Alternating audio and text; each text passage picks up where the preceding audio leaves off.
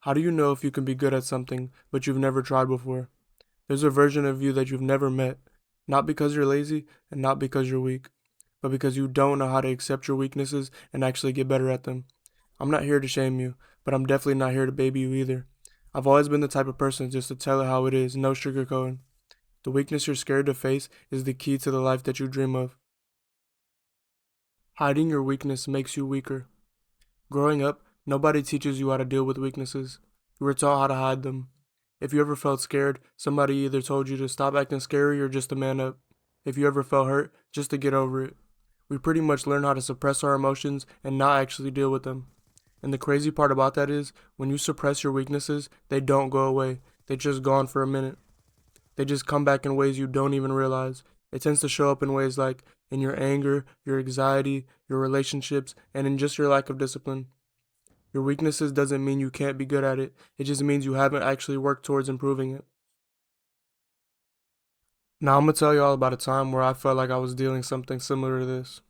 I remember being in high school and not even trying to glaze myself or none, but I really felt like I was him. Like I genuinely had that thought in my mind, and I never had issues getting females, having money, or just feeling like I was a lame or anything like that. But just like every human, I had weaknesses. There was times where I felt insecure, like damn, I'm either short as fuck or I'm just looking chopped today. And in those moments, I would feel really terrible about myself and just try to push past it or just ignore it. And in doing that, I didn't even realize it made me feel more insecure.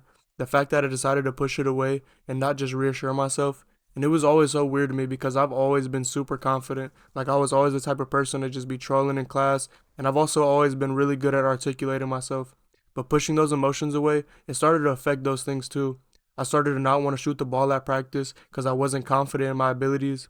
I started to stutter when I had normal conversations with people, and I used to overthink so much that in my head, whoever I was talking to thought I was weird or something like that. And it wasn't until I actually faced this weakness that I started to change and see some growth. My second semester of that year, I started to gain all my confidence back, and I started to tell myself all the time, you look good, you can do whatever you want, you got this. Just having positive self talk and not being ashamed of being insecure, but like looking at it like it's completely normal. And most of the time, those things aren't even true. Your thoughts can be your biggest enemy, and if you don't know how to control it, then it can really just ruin your whole psychology. And I'm glad that I honestly went through all that, because if I didn't, I honestly wouldn't be who I am now.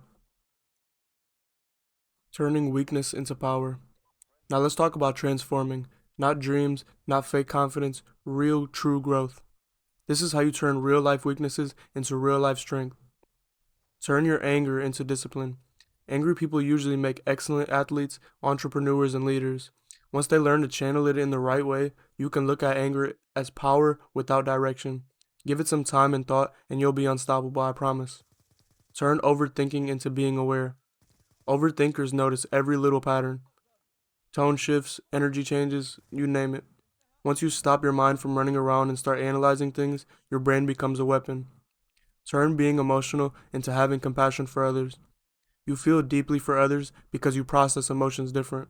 When emotional people use it in the right way, they have the power to help a lot of people. They become the glue that holds communities together.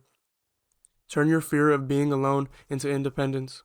When you embrace solitude instead of running from it, you start to love yourself for who you are and not what others think of you. Insecurity into self improvement. Some of the most successful people started out insecure. That insecurity motivated them to grind. When healed, it makes you humble and gives you that fire to keep going. How to embrace your weaknesses. This is the part where therapy meets discipline. The first step is saying it out loud. Weakness thrives in silence. Say it.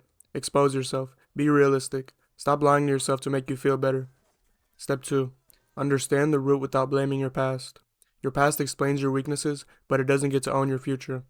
The goal isn't to stay a victim. The goal is to understand so you can actually change. Step 3. Build the opposite muscle. You don't heal weakness, you transform it. Feel lazy? Build a routine.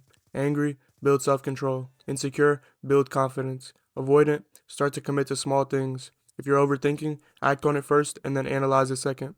Progress doesn't come from emotion. The same thing with the gym. If you want to grow your biceps, you're not going to hit the treadmill. You're going to walk straight to the upper body equipment. And the last step is stop improving for others. Don't post about what you want to do, just do it. There's no reason your IG notes need to know that you want a 90-day run. Real work is private.